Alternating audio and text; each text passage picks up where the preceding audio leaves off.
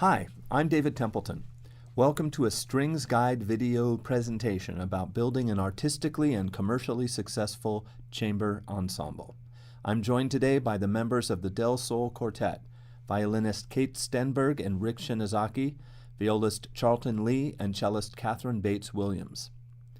Today, we'll be discussing what advice this quartet, formed in 1992, has for amateur and pre-professional quartets in search of intensive workshops and other training programs.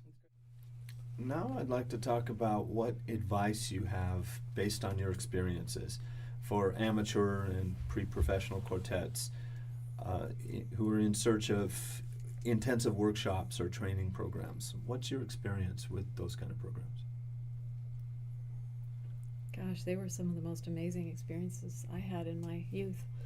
Really, it started off with a local music camp in my area, and when I was very young.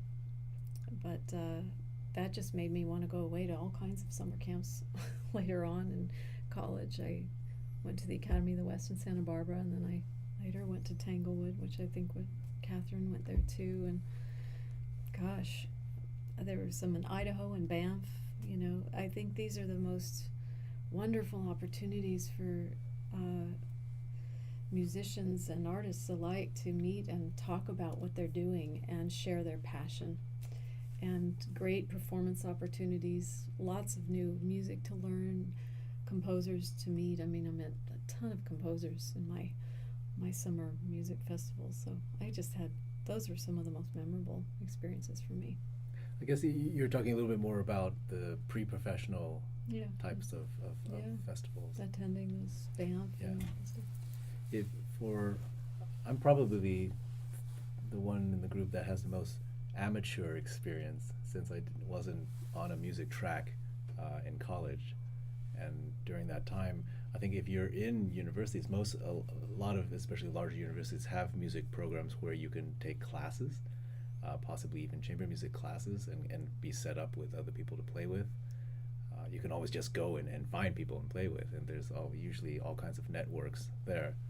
And then I had the opportunity, because I was in sciences and working in a lab at Fermilab near Chicago, and it happened that one of the PhD collaborators was a wonderful cellist, and when he found out that I played violin, that he invited me to read quartets with him, and that went on a pretty regular basis whenever we had a chance. And it was from there that I was practicing more. I started entertaining the idea about going back and studying music. At first, just because because I loved it and I wanted to really dive into it. And ultimately, that wound up taking me back to music school and on a professional track.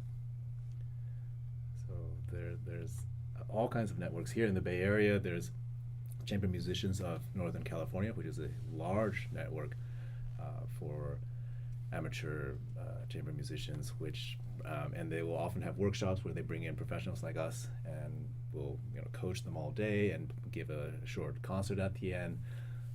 It's a lot of fun. You can always approach professionals in your area. Amateur groups will often call me up and just ask me to come and give them a coaching.